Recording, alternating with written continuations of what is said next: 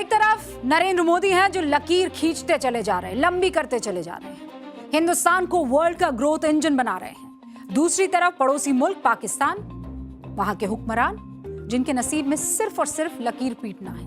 बस इस वक्त पाकिस्तान पिछले कुछ सालों के सबसे बुरे दौर से गुजर रहा है, मुश्किलों से चौतरफा घिरा हुआ है।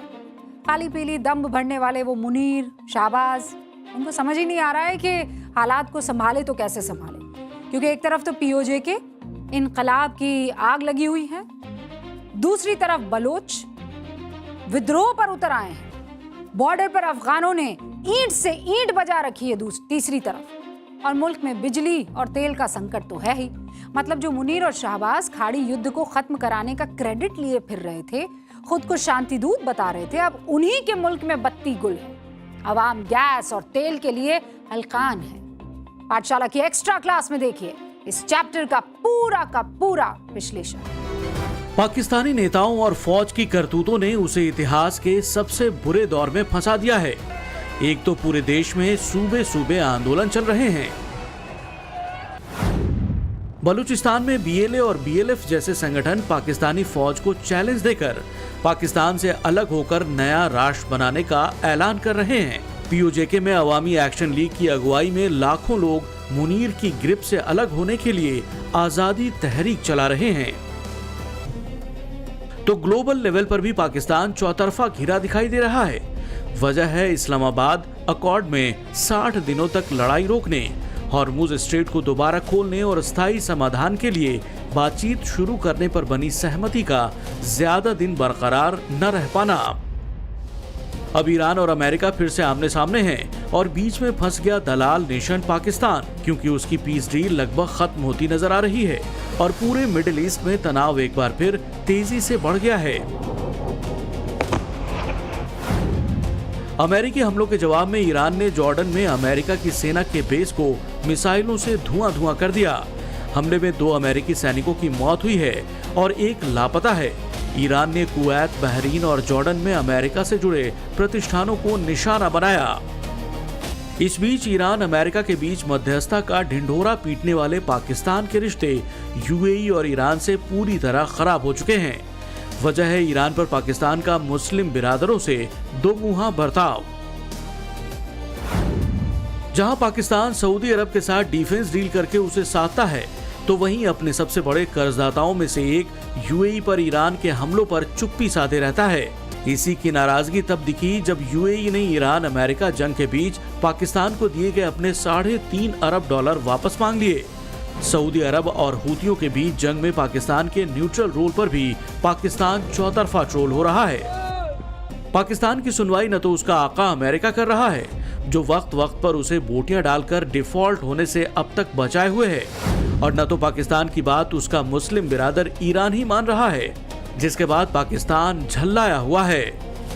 अमेरिका के साथ बढ़ते तनाव के बीच ईरान ने इस्लामाबाद समझौते के तहत अपनी सभी जिम्मेदारियां फिलहाल रोक दी हैं। ईरान के इस फैसले पर पाकिस्तान की झल्लाहट सामने आई।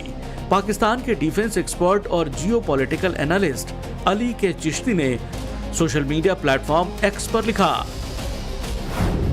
ईरान का इस्लामाबाद समझौते से पूरी तरह पीछे हटना बहुत गलत फैसला है।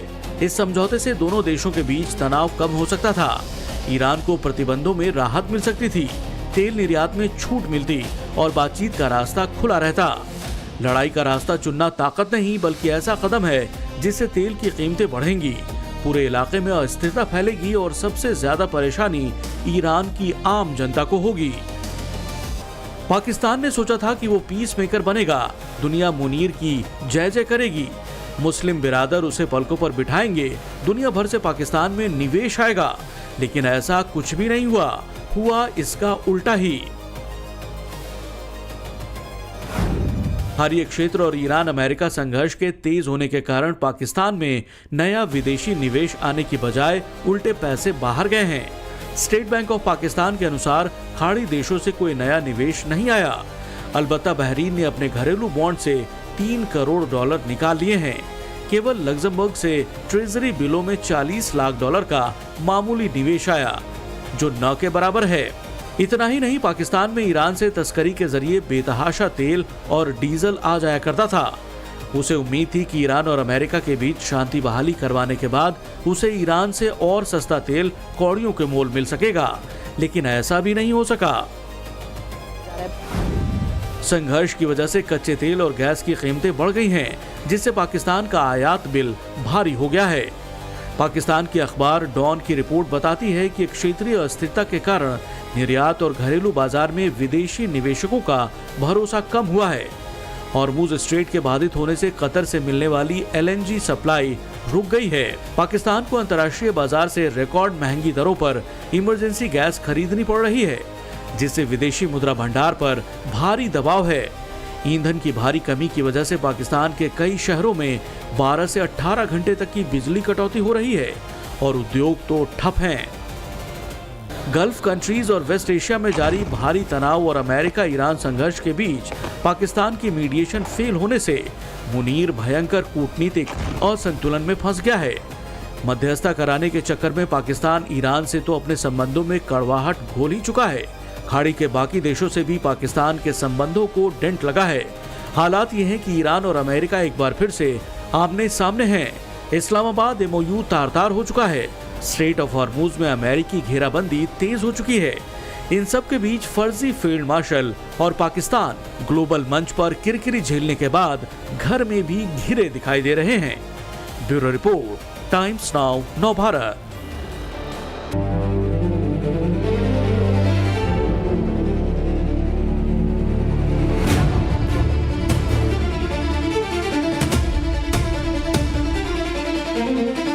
हंगामा होने से कोई लाभ नहीं होता है और लोग पसंद नहीं करता है। लोग चाहते हैं कि पार्लियामेंट सुचारू रूप से चले। Today the entire opposition, all parties including the Indian National Congress, the Samajwadi Party, the DMK, the JMM, the Aam Aadmi Party, the National Conference, the left parties, the Shiv Sena UBT have all walked out of the all party meeting in protest. Democracy की हत्या के हर संभव जो प्रयास सरकार कर रही है, विपक्ष पुरजोर तरीके से उसके खिलाफ लड़ाई लड़ने का काम कर रहा है।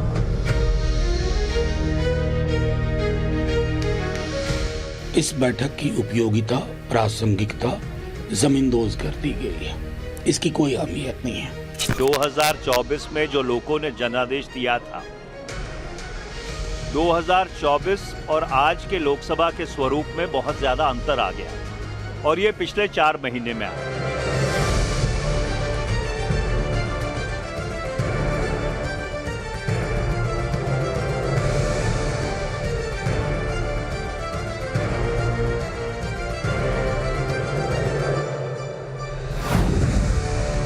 जब मिडिल ईस्ट में युद्ध के बादल गहरे हो चुके हैं, अमेरिका और ईरान के बीच इस्लामाबाद शांति समझौता पूरी तरह सस्पेंड हो चुका है। हॉर्मुज संकट देश दुनिया के सामने एक बार फिर चुनौती बन खड़ा हुआ है। जब विवादित मंच पर अनशन पर बैठे सोनम वांगचुक को अस्पताल में भर्ती कराया जा चुका है, सोशल मीडिया पर चकल्लस मची हुई है। इन्हीं तस्वीरों के बीच संसद का मॉनसून सत्र सोमवार से शुरू होने जा रहा है। तब सवाल है कि क्या विपक्ष के तेवर आपदा में अवसर की तलाश में है? तो खबर यहीं से पकड़िए, क्योंकि चलना बहुत दूर तक है। और खबर यह है कि संसद के मॉनसून सत्र की शुरुआत से पहले केंद्र सरकार ने सभी राजनीतिक दलों की सर्वदलीय बैठक बुलाई।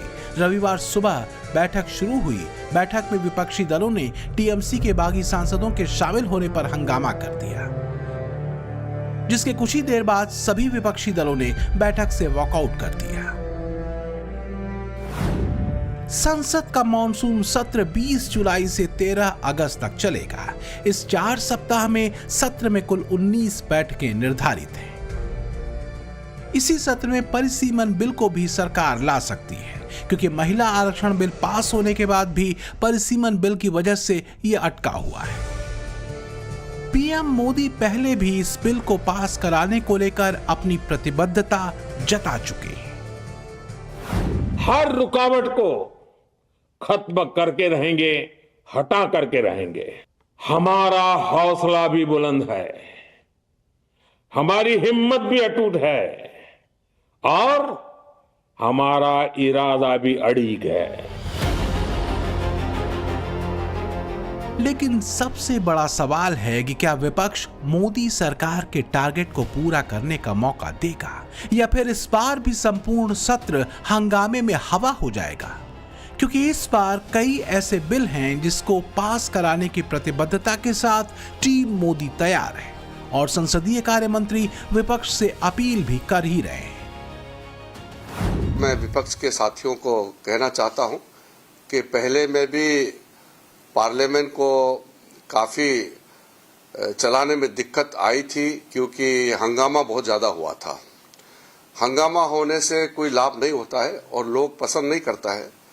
लोग चाहते हैं कि पार्लियामेंट सुचारू रूप से चले।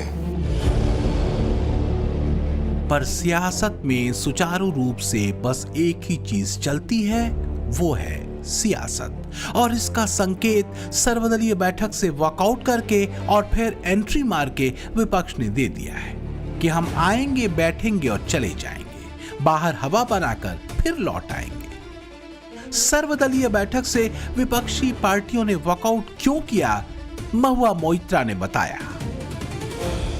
Today the entire opposition, all parties including the Indian National Congress, the Samajwadi Party, the DMK, the JMM, the Aam Aadmi Party, the National Conference, the left parties, the Shiv Sena UBT have all walked out of the all party meeting in protest because the so-called NCPI, which is an unrecognized party, the strength of the All India Trinamool Congress in the list provided by the table office is shown to be 28 members.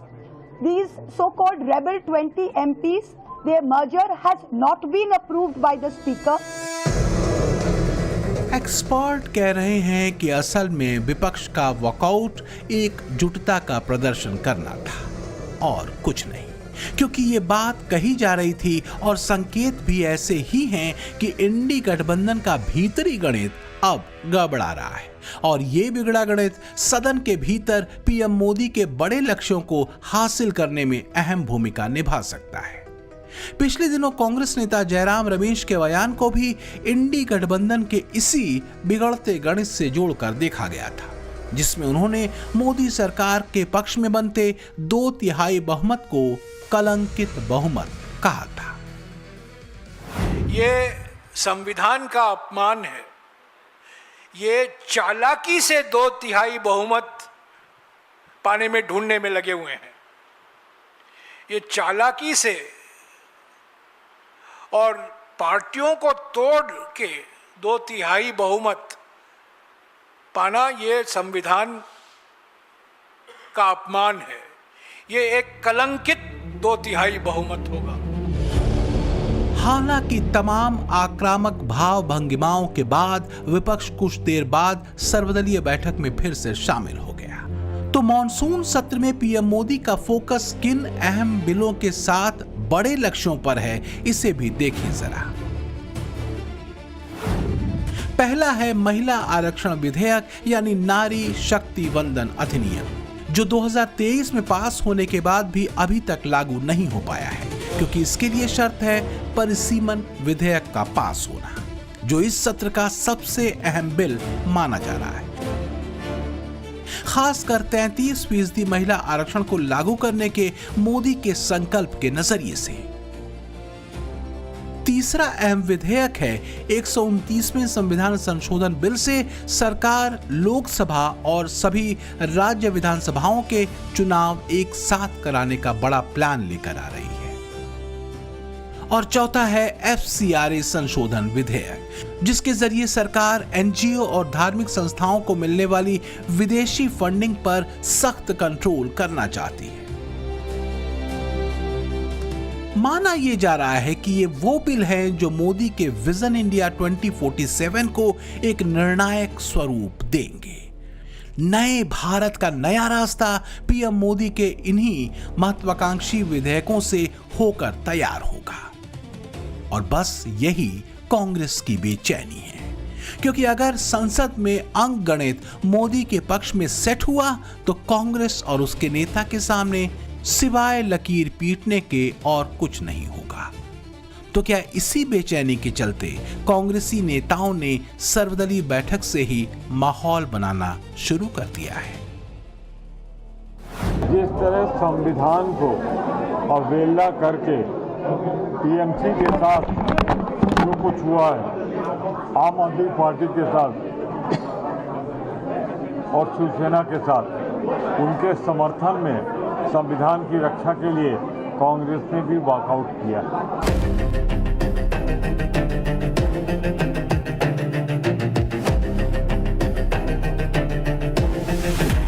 5 राज्यों के चुनावों के बाद ये पहला संसद सत्र है और इन 5 राज्यों में केरल को छोड़ दें तो सभी जगह कांग्रेस का प्रदर्शन औसत से भी नीचे रहा है। ये हाल तब है जब वोट चोरी से लेकर तमाम नेगेटिव नैरेटिव नेता प्रतिपक्ष राहुल गांधी पीएम मोदी के खिलाफ गढ़ चुके थे। मंचों से खुलेआम राहुल गांधी मोदी सरकार के गिरने की भविष्यवाणियां करते फिरते थे।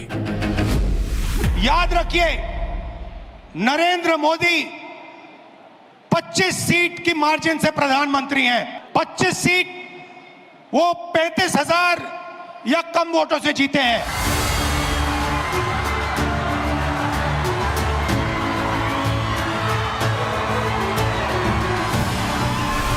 कांग्रेस की खींच ये है कि मोदी मैजिक इतने साल लगातार और असरदार कैसे हो रहा है।